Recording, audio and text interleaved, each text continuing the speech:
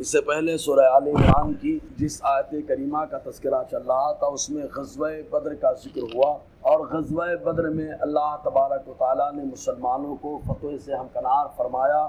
اور اس کے علاوہ اللہ تبارک و تعالیٰ نے مسلمانوں کی تعداد کم رہی تو مدد کرنے کے لیے اللہ تبارک و تعالیٰ نے فرشتوں کی جماعت کو بھیجا، جس کا وعدہ فرمایا تھا۔ پہلے 1000 پھر 3000 پھر 5000 فرشتوں کی جماعت آئی، اور اس کے ساتھ ساتھ اللہ تبارک و تعالیٰ نے ایک اور اپنی قدرت کا مظاہرہ فرمایا، وہ یہ کہ اللہ تبارک و تعالیٰ نے کفار کو مسلمانوں کی نظروں میں ایک دم کم دکھا دیا تھا، اور مسلمانوں کو کفار کی نظروں میں ڈبل کر کے دکھایا۔ اگر وہ دیکھتے تو تعداد میں زیادہ مسلمان نظر آتے تھے، اس طریقے سے ان کے اوپر رعب قائم ہو چکا تھا۔ اور دوسری بات یہ کہ اللہ تبارک و تعالیٰ کی طرف سے نیند، اللہ تبارک و تعالیٰ کی طرف سے اگر جنگ میں آنے لگے، اونگ آئے، تو یہ اللہ تبارک و تعالیٰ کی طرف سے ہے۔ حضرت انس بن مالک رضی اللہ تعالیٰ عنہ فرماتے ہیں اونگ اس قدر غالب ہوتی تھی کہ ہمارے ہاتھوں سے تلواریں چھوٹ جا رہی تھی، تو یہ اللہ تبارک و تعالیٰ کی طرف سے بے خوفی اور امن اور چین کی نشانی ہوتی تھی۔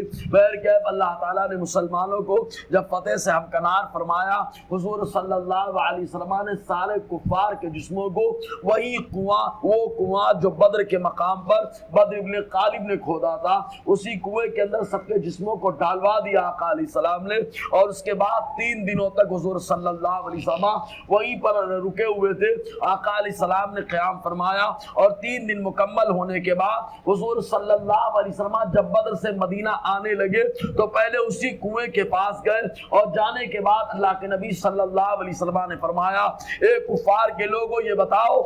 کہ اللہ تعالیٰ نے جو وعدہ کیا تھا وہ ملا کہ نہیں ملا، یعنی ان سے جہنم کا وعدہ۔ تو ان لوگوں سے آقا علیہ السلام جب ارشاد فرما رہے تھے تو حضرت عمر رضی اللہ تعالیٰ نے پوچھا، اے اللہ کے نبی صلی اللہ علیہ وسلم، ایک تو یہ کافر ہے، پھر مردے ہیں، کیا یہ ہماری آواز کو سنیں گے؟ آقا علیہ السلام نے فرمایا، ہاں عمر، یہ تم سے بھی زیادہ سن سکتے ہیں۔ بہرکیف حضور صلی اللہ علیہ وسلم وہاں سے روانہ ہوئے، بہت سارے کفار قید میں گرفتار رہے، ان کو لے کر جب حضور صلی اللہ علیہ وسلم مدینہ طیبہ آئے تو صحابہ کرام سے آقا علیہ السلام نے مشورہ لیا کہ ان قیدیوں کے بارے میں کیا کیا جائے۔ تو صحابہ کرام 2 گروہ میں بٹ گئے، ایک گروہ حضرت عمر کے ساتھ رہا، ایک گروہ حضرت ابوبکر صدیق کے ساتھ رہا۔ رائے دینے کے معاملے میں حضرت عمر رضی اللہ تعالیٰ عنہ کا کہنا یہ تھا کہ یہ کفار کے سب سے بڑے سردار ہے، اور جتنی شرارتیں یہ ان کی وجہ سے ہوتی ہے، لہٰذا ان کو زندہ رہنے کا کوئی حق نہیں ہے، تو جو جس کا رشتہ دار ہے وہ اس کو قتل کرے، تو جو بھی ہمارے رشتہ دار آئے ہیں میں ان کو قتل کروں گا، اور علی اپنے رشتہ داروں کو قتل کرے، ہر کوئی اپنے رشتہ داروں کو قتل کرے۔ اس طریقے سے مسلمانوں کا رعب کفار کے اوپر اور جم جائے گا، اور زیادہ ان کے اوپر دبدبہ قائم ہو جائے گا۔ حضرت عمر رضی اللہ تعالیٰ نے یہ مشورہ دیا،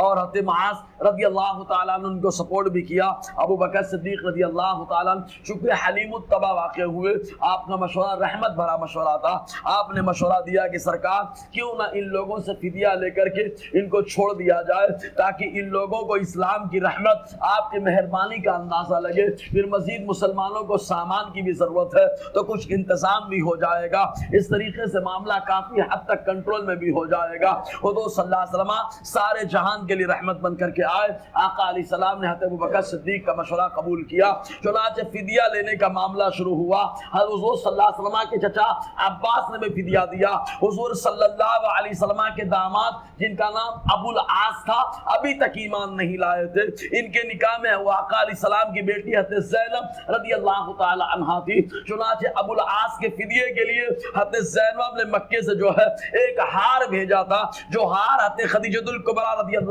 تعالی عنہا کا تھا۔ آقا علیہ السلام نے ماں خدیجہ کو تحفہ میں دیا، اور ماں خدیجہ نے اٹھا کر کے حضرت زینب کو جو ہے جہیز کے طور پر دے دیا تھا، اور حضرت زینب نے فدیے میں وہی ہار بھیجا۔ جیسے ہی آقا علیہ السلام کی نظر اس ہار پر پڑی، آقا علیہ السلام کی آنکھوں سے آنسو جاری ہو گئے، صحابہ کرام ایک دم پریشان ہو گئے۔ چنانچہ صحابہ کرام سے آقا علیہ السلام نے ارشاد فرمایا، اگر تم لوگوں کی رائے ہو تو یہ ہار واپس کر دوں میں زینب کو، اور ابو العاص کو یوں ہی چھوڑ دیا جائے۔ تو صحابہ کرام نے کہا سرکار ہم آپ کے حکم کے تابع ہیں۔ حضور نے ایک شرط لگائی، ابو العاص سے کہا یہ ہار لے کر کے جاؤ، زینب کو دے دینا اور مکہ پہنچنے کے بعد زینب کو وہاں سے روانہ کر دینا۔ آقا علیہ السلام نے یہ شرط لگائی، لیکن اللہ کا کرم ایسا ہو گیا کہ بعد میں ابو العاص ایمان بھی لے آئے، صحابی ہو گئے حضور صلی اللہ علیہ وسلم کے۔ حضور صلی اللہ علیہ وسلم کے چچا عباس رضی اللہ تعالیٰ نے فدیہ دیا۔ پہلے تو عذر خواہی کی اور معاملہ یہ رکھا کہ میں آپ کا چچا ہو کر کیا آپ چاہتے ہیں کہ میں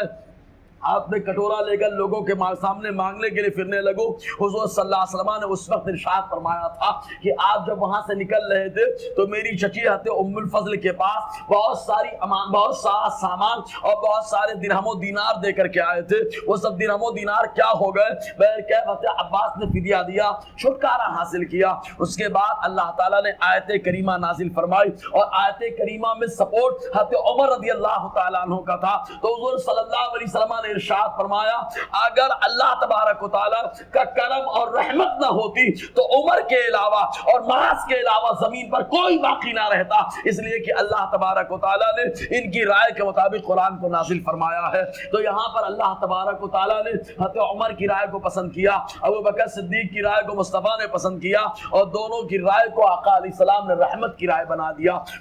تو اللہ تعالیٰ ارشاد فرماتا ہے فئۃ تقاتل فی سبیل اللہ، دو گروہ جو آپس میں منبیڑ کیے تم لوگوں کے لیے نشانی ہے، ان میں سے ایک گروہ جو اللہ کی راہ میں جنگ کر رہا ہے، وَأُخْرَىٰ کافرہ، اور دوسرا گروہ کافر ہے، يَرَوْنَهُمْ مِثْلَيْهِمْ رَأْيَ الْعَيْنِ، اور یہ کافر مسلمانوں کو ڈبل دیکھ رہا ہے، ان کی آنکھوں پہ ایسا اثر ہوا ہے۔ وَاللَّهُ يُؤَيِّدُ بِنَصْرِهِ مَن يَشَاءُ، اور اللہ تعالیٰ جسے چاہتا ہے اپنی مدد کے ذریعے تائید عطا فرماتا ہے۔ إِنَّ فِي ذَلِكَ لَعِبْرَةً لِأُولِي الْأَبْصَارِ، بے شک اس کے اندر عقل مندوں کے لیے بڑی نصیحت اور بڑی عبرت ہے۔ انشاءاللہ اور آگے گفتگو رہے گی۔ اللہ تعالیٰ فیضان قرآن برکات قرآن سے مالا مال فرمائے۔